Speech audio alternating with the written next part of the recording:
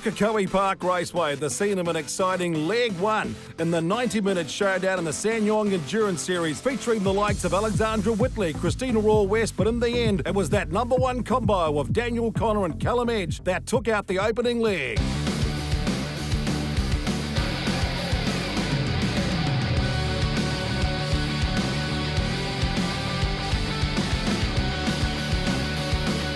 The SsangYong Racing Series is brought to you by BNZ and is proudly supported by LDV Vans, Hankook Tyres, Elf Lubricants and BGW Wheels.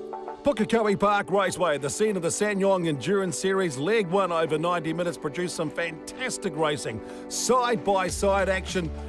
But now they're getting set for Leg 2 and they're going to reverse the grid with more. Here's Mark Pedersen along pit lane. Other than the speed in pit lane's also divided into 3 lanes. This puppy here, this is the fast lane, that's 40 kilometres an hour. This puppy right here, this is the merge lane, okay? This is the transition from the fast lane to where you got to do the pit stops. If you stop in here, you can't do any driver changes, you're not allowed. This part here, the concrete pad, this is where all the action happens, okay? So they're going to see them all come in, which leads to another point, which is going to be congestion. The yellow flag comes out at the half an hour when the pit lane opens. You're going to see every single ute come in at the same time.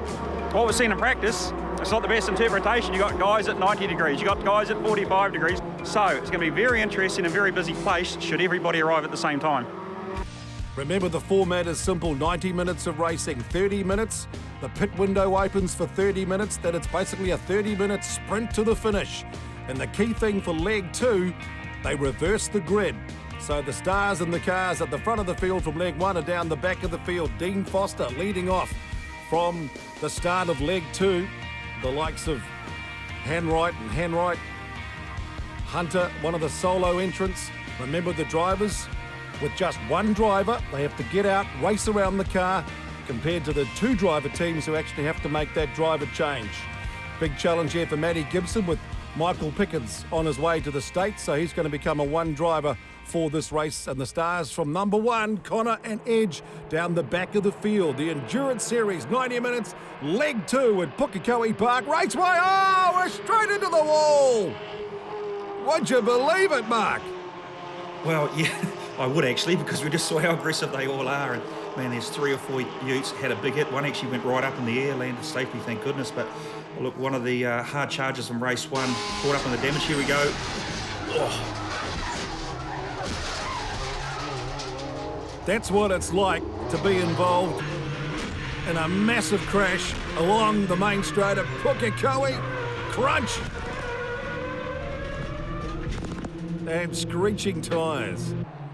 So the safety car, who would have thought after such a great display of controlled driving in Leg 1, and we haven't even had 1 minute of Leg 2, and straight away we're set for another restart. But here's the replay. So what happened? Who got turned around there? It all happened in the middle of the pack.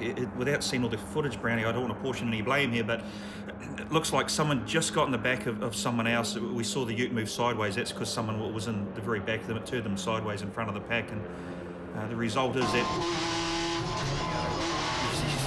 One of the problems here is they were about 7 wide. So Yeah. the fast guys were trying to get a blinding quick start down the outside. Someone obviously got turned around from the inside, and then from then it was just a massive roller coaster. So here's the damage into the pits already. Tyres, gone. Bumpers, gone. And straight away, that's not the way to start an endurance race over 90 minutes, because that is going to have a lot of wear and tear. So red flag, going to have to restart.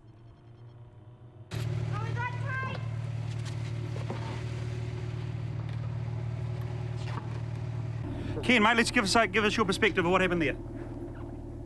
I can't tell you what happened there. I didn't know. I didn't see. Didn't see. It happened on the inside. I was on the outside. Didn't see. Hey, mate, tell us exactly what unfolded down there. It was a bit hard to see. It was a bit of carnage at the start. I couldn't really tell you. It just all of a sudden everything went crazy, and next thing you know, there's cars spinning out in front of you and everything. Well, talk about carnage and chaos, and it's interesting, Mark, even the drivers don't know what the hell happened. Yeah, look, you're right. When you're in such close quarters, it takes, one car to panic and then everything goes sideways. But in saying that, there's also a lot of other drivers that actually avoided the carnage. It's all about being aware of what's going on around you. Oh man, that's a big hit. Jeez, that's not the way to do a bump draft. No, this is because this is coming up for the restart. Here's Christina. Oh, what's happened here? Her ute's actually shut down now for whatever reason. She's trying to reset it. You can see the her right hand trying to get the thing started. For whatever reason, that thing after that, the Liberace in the back shut it down. She's looking for the master switch. Okay, that switch she's playing there, that actually isolates all the electronics from the car. So something's happened to that switch in that accident. Here we go. And what's going to happen is one of them's already on the grass. I mean, do you learn? They learnt nothing from the first start, did they? Not one single thing. Well, at least they've got to the first corner. Yeah, you're right there. Interesting about Christina, though, she was actually in the top 3 from race 1. So, she was probably one of the favourites going into this as well. So, look, she's not in the picture now, so they obviously haven't got that ute recovered and fixed in time. I wonder if she'll do the old, he brake tested me. He brake tested me. Look, I've been there and done that before, if you get driven up to, yeah.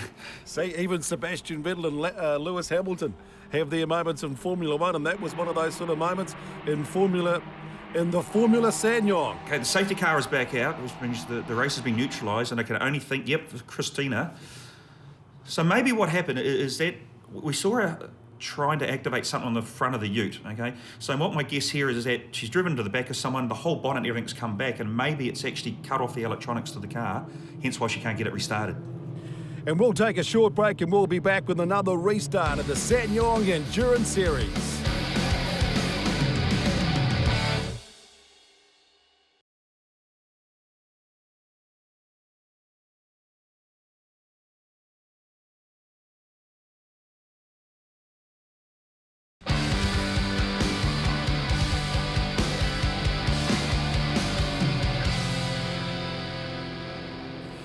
Yes, crazy is the word from the start of leg 2 on the SsangYong Endurance Series. Here's another crack at it. And this time they're, 1, 2, 3 wide. They're not 7 wide like they were the first time. And safely around that first corner as they sweep in to the little wee kink and then onto the back straight. So at the moment, they're behaving themselves more. They are, and it's only going to be very short-lived for the simple reason being is that everybody's just done 90 minutes and they know exactly how hard they can press the utes, and we know they can go hammer and tong for 90 minutes without even having to really back off and save the ute in any way. The other good dynamic here, Brownie, the successful competitors from race 1 have got to make their way all the way to the front. Okay, so you throw in the mix that you've got relatively new drivers driving now, 3 abreast this new layout, and anything is going to happen. Remember, they're using the new V8 supercar layout for the second leg as opposed to the previous leg, which was the old track format for Pukekohe Park Raceway. So they've got that big kink in there, although one of them decided to overcook the brakes.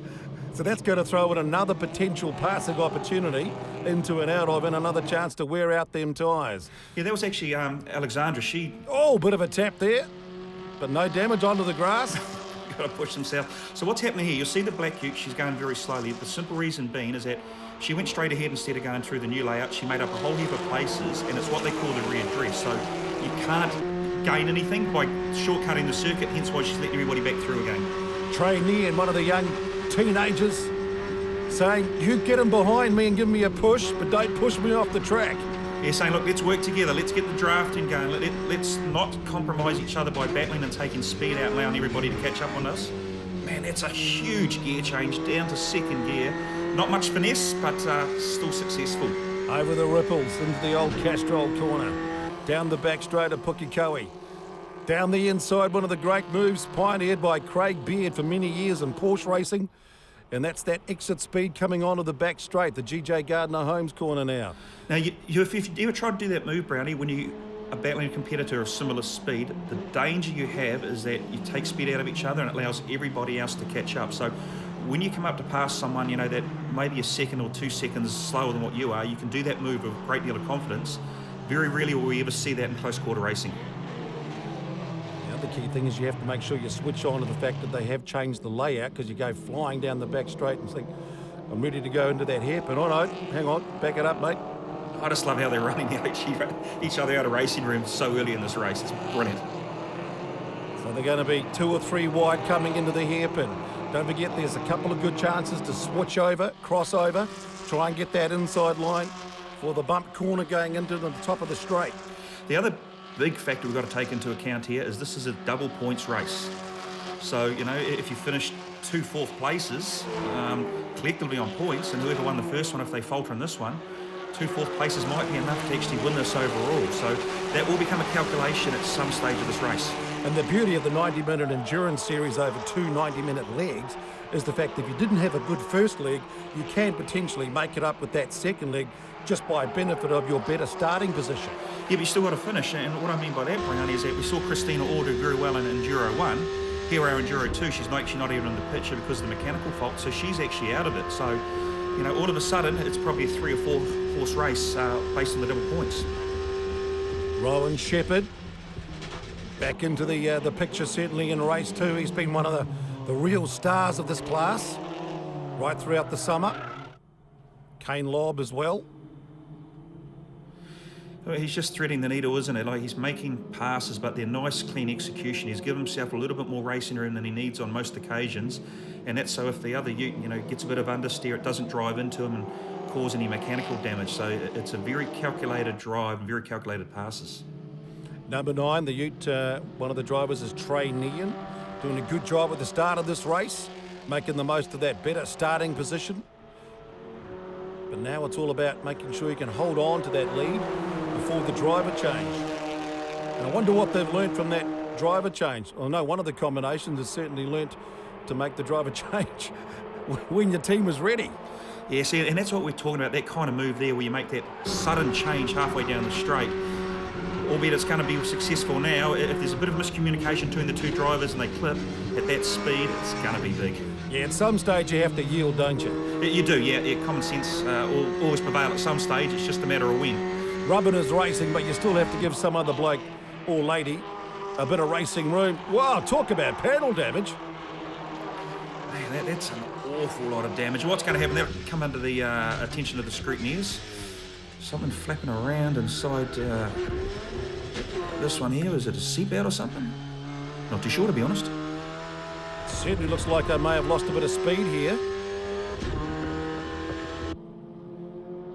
So we're into 22 minutes gone so far in the second leg. Remember, both races over 90 minutes, the Endurance Series, SsangYong Racing Series at Pukekohe Park Raceway. Fantastic conditions, fantastic results, side-by-side racing in race 1. Dramatic collision to kick off race 2. Now they've actually sorted themselves out, settled down a bit. The red mist has been replaced with a bit of common sense mist now. And now these drivers are trying to get a bit of a break on the rest of the field and establish quite a handy lead.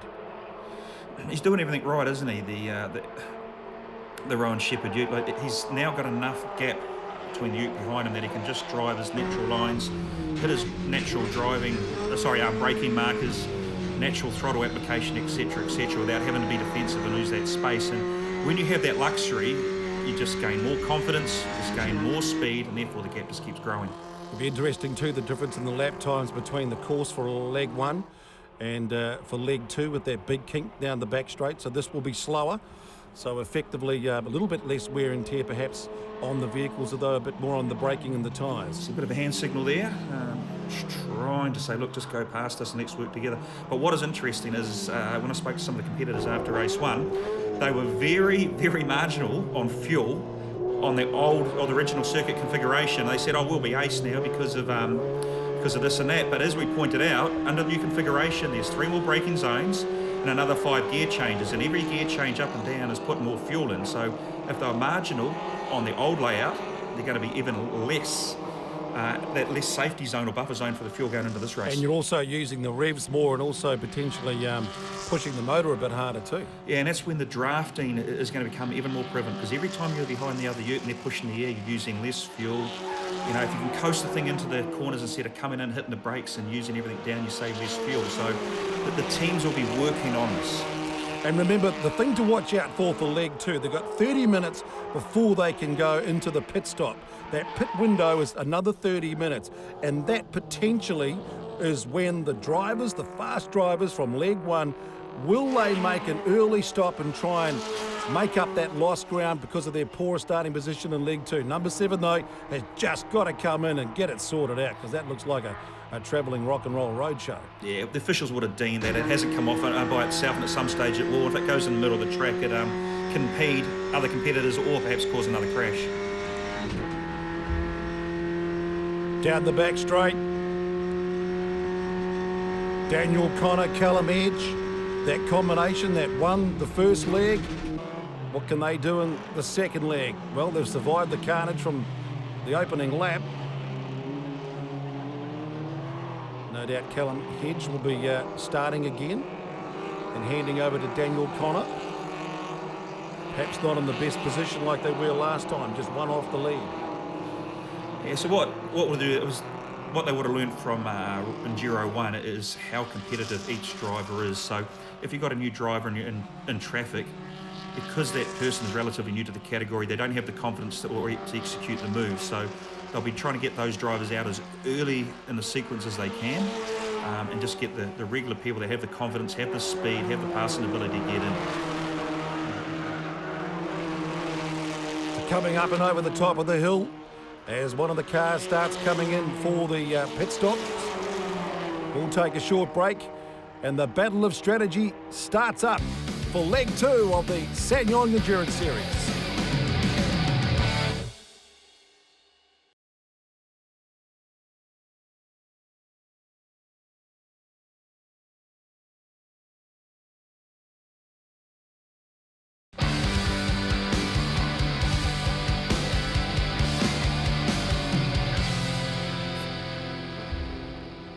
So now that pit window is open, and look at all these damage. SsangYong Action Utes coming in. This one's actually done quite well after the carnage from the opening lap. Now can they make just a good, quick pit stop? And driver change. Ken Hunter.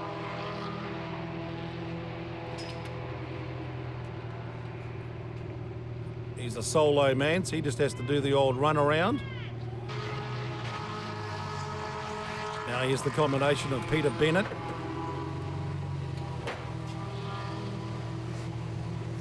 It always makes me laugh when you've got someone that stands in front of the ute trying to slow it down. You would think the last place you'd want to be, wouldn't it? So we're 42 minutes into leg 2. The driver changes, under control or out of control, depending on which side of the track you come out on. This is a fast stop. You just see how fast one of the drivers is out and then the regular driver straight back in again. Well, remember from leg 1, they weren't ready for it. This time they certainly are. So they've learnt their lesson from the opening leg of the Enduro. What's happened here? Actually, that's actually a bit of a park up more than a driver change because there's no urgency for him to get out. Joel Herbert. It looks like Joel Herbert and Jack Whittaker have made the change. They've got some issues here. Yeah, okay. Look, unfortunately, part of the accident damage, it looks like it's pushed part of the chassis into the radiator, put a hole in it. So were they going to try to repair that? You see some injuries. I don't know if you saw that, Brownie, but there's actually some long-nosed pliers in Michael Picking's hand. And it's quite common when you've got a hole in the radiator, what you do is you actually put the long-nosed pliers in, just keep turning the bit of the broken radiator out and hope it seals. And believe it or not, mate, another good thing to stop a hole in the radiator is actually put an egg into the system. What, boiled? Nope, just put a raw egg, 1 or 2 or 3, as many as you can get in. And what happens, the egg actually thickens itself up. As if you overcook an egg and it goes rubbery, it's exactly what happens, and it can actually fix the hole in the radiator. So there you go, some handy tips to survive endurance racing. Teresa, we saw how quick Alexandra was when her driver changed, because she's a solo operator. She's out, straight back in again. So let's see if they can keep that speed going in terms of that changeover. Third in the opening leg.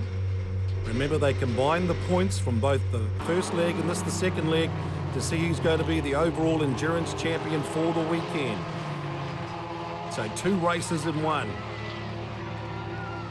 Just make some kind of communication to young Cameron there. I'm not too sure what that's about. Maybe check the tyres or whatever. But all that's going to do is just slow this pit stop down. She started from the rear of the grid along with the likes of Connor, Hedge and Christina Raw West.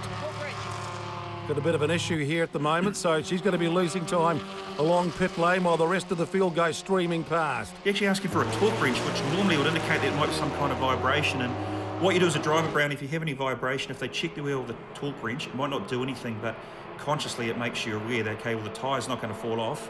I can rule that out of the equation. So back out in front. As the pit stop starts sweeping through pit lane, the driver changes. Alexandra Whitley, where's she going to come back out into the field? Rowan Shepherd still out, leading the race at this stage. So has she made up some time here with that little delay, though? She may have lost some time, which would be very frustrating. So the rest of the field coming in. This is going to be a real battle of strategy. Matt, bit of a sorry way to finish Enduro number 2. Yeah, exactly right, mate. Very disappointed. We're going really well. You know, if it worked out the way we were, we're currently kind of second in points. You know, Rowan is leading and we're kind of second in points. You know, not on the track, but in points-wise. Car was fast, we were going well. Stop was all on point. Unfortunately, this is what's happened at the accident right at the start of the race. So I know where to go, and this is what's happened because of it. So, no, very disappointed. So disappointment there for the team, and Matty Gibson and Michael Pickens out because of the damage from the big prang at the start of Leg 2. I wonder how many other cars are going to be suffering from damage as well that could affect their chances of finishing, as you say, the big endurance, which is, you know, one of the keys of this sort of race, which is why they've got this race at Pukekohe Park Raceway, because it's all about making sure you do get to the finish after 90 minutes. So I guess the interesting thing here is the double point scenario. Now, we just heard the commentary that, you know, they were second on points, which are double points coming in, so he's faulted. We know Christine Orr, she had her issues. So Rowan Shepherd, obviously on top on points calculation at this stage of the race. Alexandra Whitney, we know that she's still in the frame as well. So, you know, all of a sudden it was a 5-horse race after Enduro 1. It gets narrowed down when you have a DNF, doesn't it? On board with Murray Brook, Ute number 30.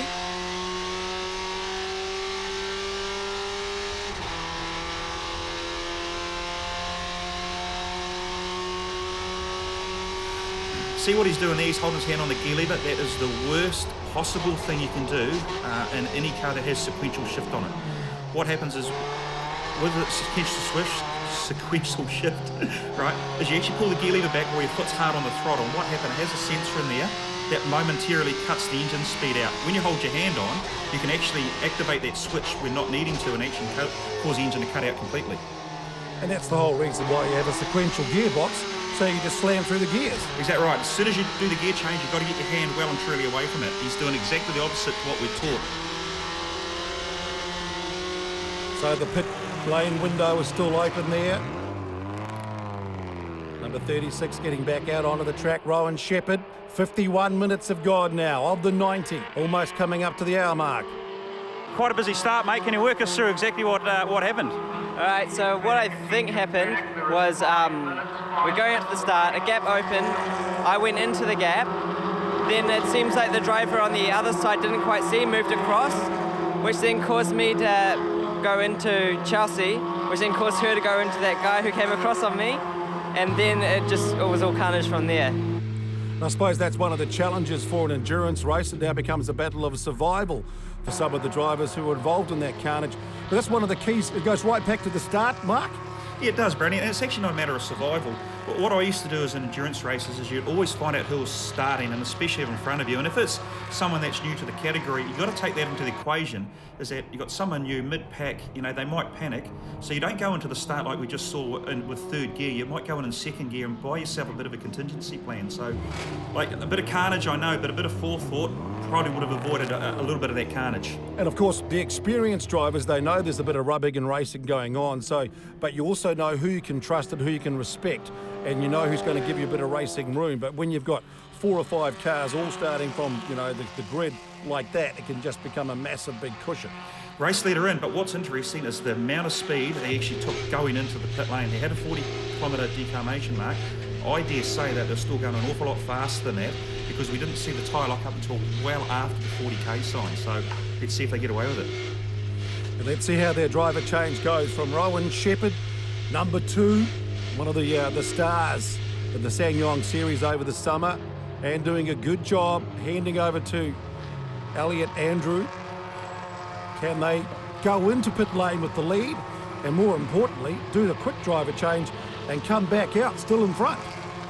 That's going to be the real challenge for them. It's always hard to get the seatbelt mechanisms engaged. You know, you've got 5 points you need to get plugged in. You've got to get the radio and everything done. So sometimes it's like a golf swing. The slower you go, the further the ball go, the slower you are, and the faster you actually become. Systems and processes. Make sure you get the process right and the reward will be right at the end. Otherwise you jump the gun. Right, time to go racing again. They're getting out of pit lane. Where are they going to come out? That's going to be the key for the combination of Rowan Shepherd and Elliot Andrew. Looks like they've got a handy lead here. Have they done the impossible? Let's get the thoughts of Rowan Shepherd as he hands over to his teammate. Well done that first stint, it was brilliant. Yeah, it was good fun. The start was pretty crazy, as you probably saw. There was cars everywhere and I got a big hit up the backside.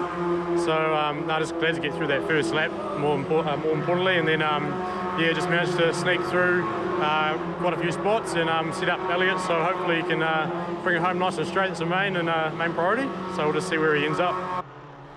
So we're coming up to 59 minutes. Remember that pit lane window is only 30 minutes from the 30-minute mark to 1 hour. So they've actually timed it right to the end to maximise the amount of time that Rowan Shepherd is behind the wheel.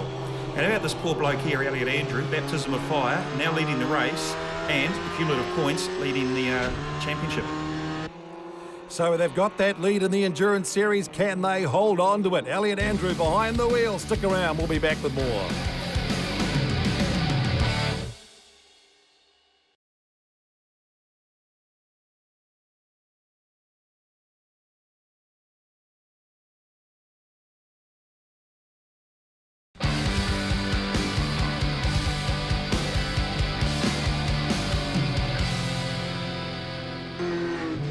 Welcome back to the SsangYong Racing Series. This is the Endurance Showdown. Daniel Connor, Callum Edge. They won the opening leg over 90 minutes. But, of course, a lot of drama on that second leg. Big carnage at the start. Now they're having to drive back through the field. So there's 1 hour and 1 minute gone. 29 minutes to go. Chelsea, very, very busy start.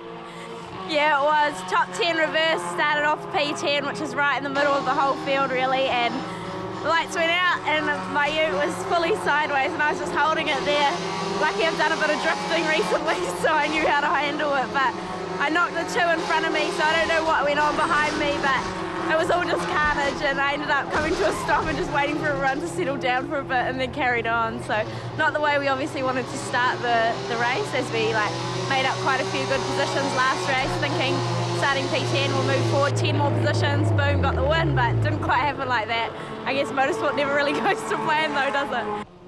Of course, out of the V8s, she must have thought she was back in the V8s, Mark. Certainly baptism of fire, isn't it? It's never an easy way to go about doing things, especially involved in things. But hey, what's interesting here, this is actually Daniel, but these are the Enduro 1 winner. He's actually turned that ute off and reset it all. You'll see his right hand turn the ignition key off and went back on. Just so he'd done that in the straight. So mechanical issue. These guys would have been battling for Rowan Shepherd for the overall championship. So the chance to have that series win may have gone out the window and they may have suffered some more damage from that carnage in the opening lap of this second leg. It's taken a long while to fester and show itself up, hasn't it? But either way, they turn off all the electronics. It's just like your computer at home when the thing freezes, you turn it off and reboot it or start it back up again and hope it resets and allows you to continue. So we'll watch that with interest. Alexandra Whitley, who was third in the opening leg, and I wonder just about that complex where they're using the new layout for the V8 supercar part of the Pukekohe Park Raceway, if that's thrown a bit of a spanner into the works of some of these utes as well. Look, I wouldn't have thought so, to be completely honest, because they've raced in this configuration before. But either way, no engine noise, so it looks like whatever that problem we saw them trying to reset down the back straight has become a major problem, if not terminal. So this could be disappointment here for the winner from race 1. The combination of Daniel Connor, two-time series champion, and the young teenage star Callum Edge. Looks like they've lost their winning edge in this particular race too, because this is not a good sign. Remember, the pit lane window has closed. It's only open for 30 minutes, from the 30-minute mark to the 1 hour mark, and they're going into the garage. That's disappointment with a capital D.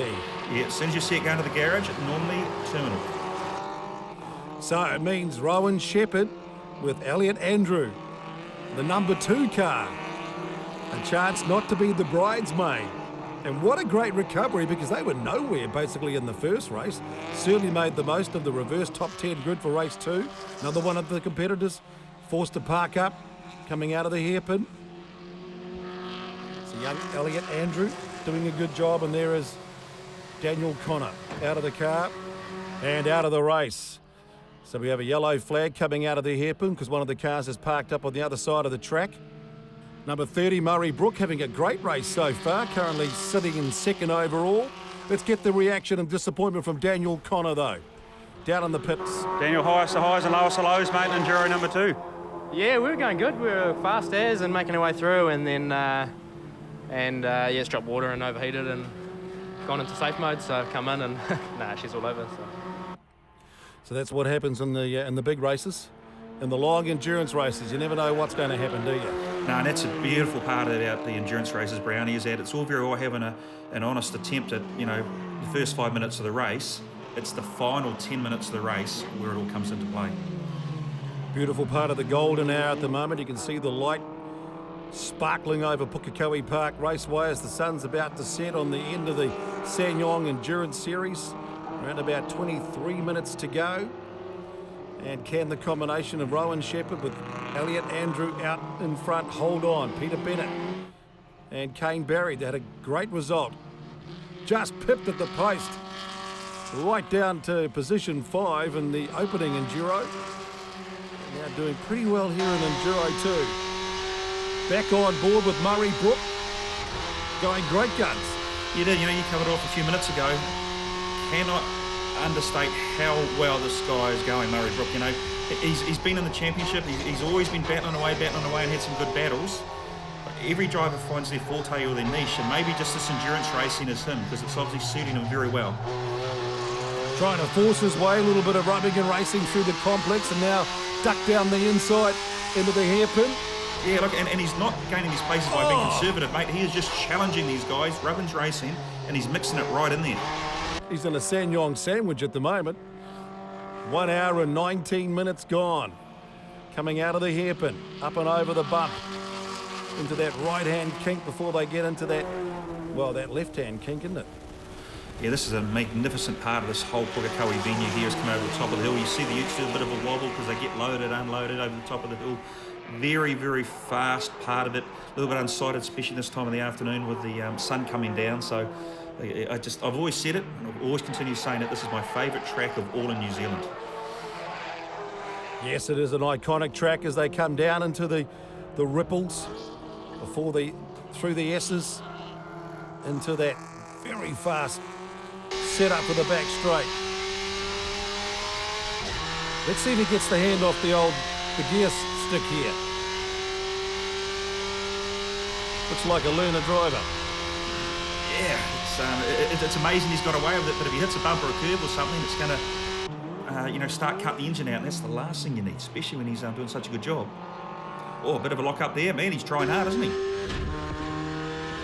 On board with Elliot Andrew. He was given the prime position by Rowan Shepherd, and he certainly was in P1 in car number 2. And you see how his hand with the gear lever straight away lets the thing go, and that's because of all his endurance racing. He's not doing anything silly. He's being very mature about his drive. He inherited the race lead. He's not putting himself or the team in any compromising positions. He's just being very calculated about his lines, his braking zones, etc., etc. So, very mature drive. Very exciting part of the race here for a guy like him. Just let it flow. Oh, it is like when you're in that last quarter of an hour, 10 minutes, you start hearing noises that don't exist, and it's actually your mind starting to play games with yourself. And like you may run a little bit wide and pick a little bit of the marbles or the build-up of the rubber, and then it hits the inside of the tyre guard, and you think, oh, something broken. We get a bit of a vibration that wasn't there because of build-up of tyres, and it just plays havoc with your mind. The last 4 or 5 laps, you're almost beside yourself. And you don't want to do anything silly, because not only have you got the race win in control at this stage, also the overall in series, the endurance series, the combination of the collective points from the 90-minute first leg, and now we're heading towards the finish of the 90-minute second leg. And Elliot Andrew doing a great job after Ryan Shepherd put him in the prime spot.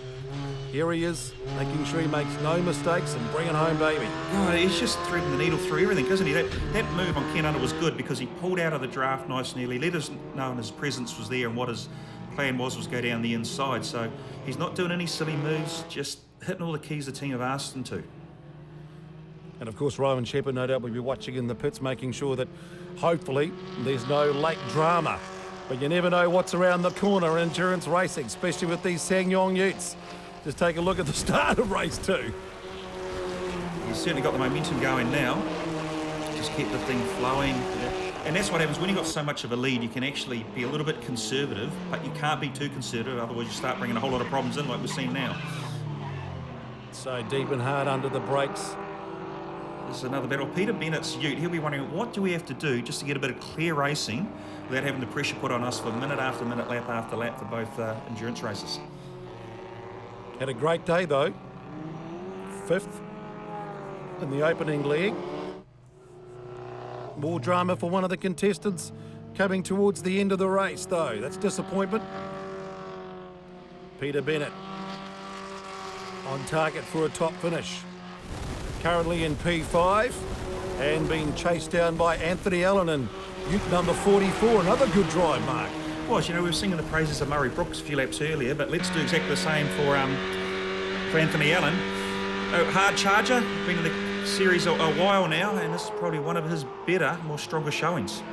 Challenging that ute number 28, combination of Peter Bennett and Kane Barry. Man, he's not afraid to throw it in, going around the sweeper, is he? Things get light, they get hit, the bump, they do everything, and he's just throwing it in and having a good honest crack.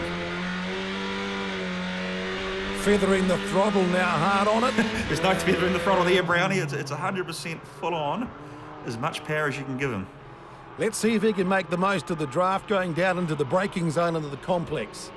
Who's going to hold the inside line though? I think Peter Bennett will. He'll just make that ute as wide as he possibly can. He'll just drift up a little bit higher in the track and make Anthony do all the hard work. A little bit of oversteer mid-corner. That's what this correction of the steering wheel is all about. Certainly don't see the same thing now. He'll try to do the crossover. He'll go up high in the last minute, possibly duck down. Is he going to make a big liar of me? Yes, he does.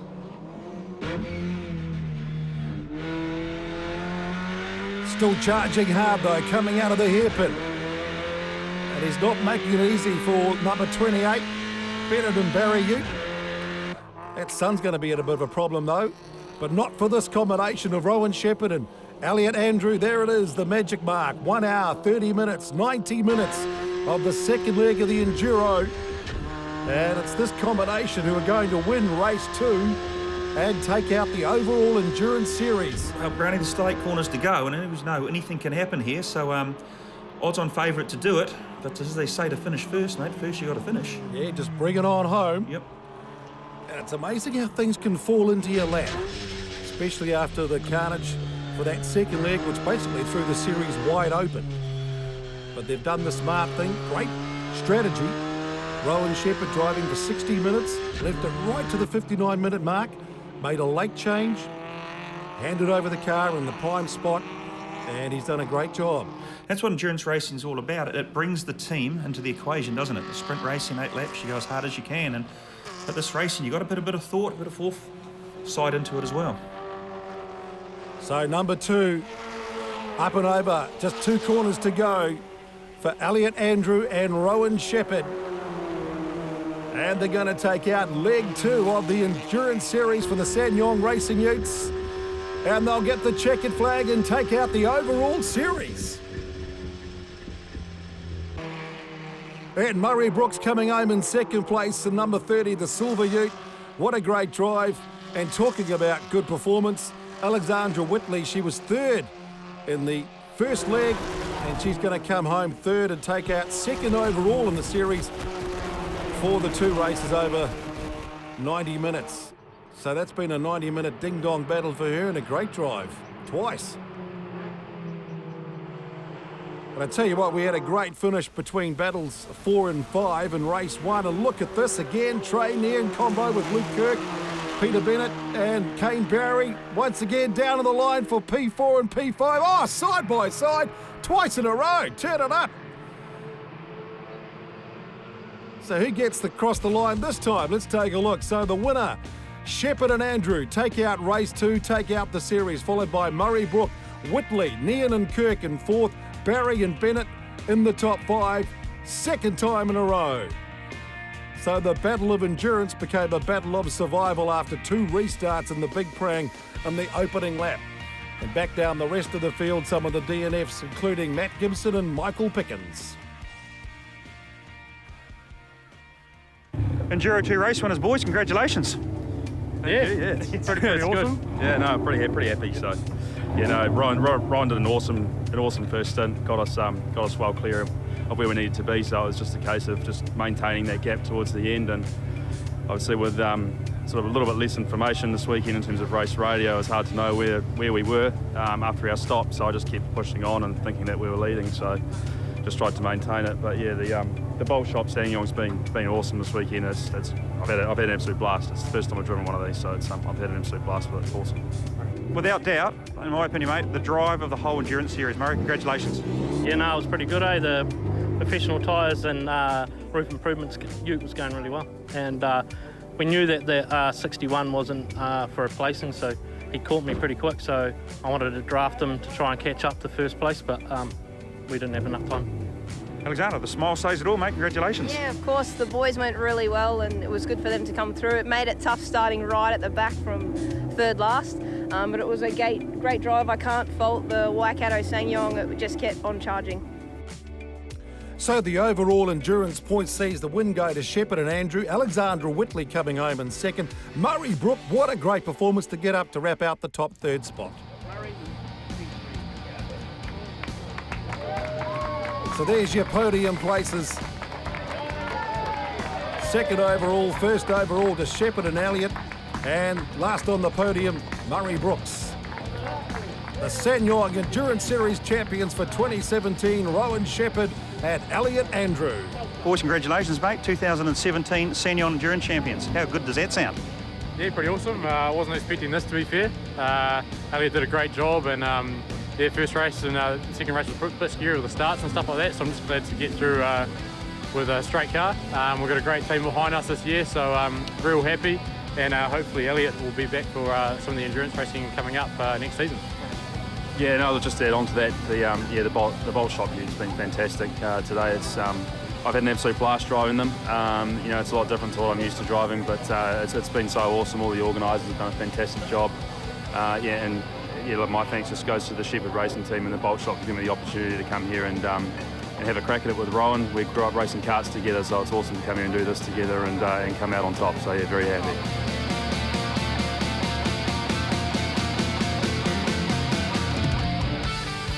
So that wraps up a fantastic day of racing at Pukekohe Park Raceway. Sadly, since that day, Graham Hodgson has lost his battle with cancer and will be missed by all the drivers and race teams in the SsangYong Racing Series. Our condolences to the family. And stick around, we'll be back on track with the Sprint Series coming up over summer with the sensational SsangYong Racing Series.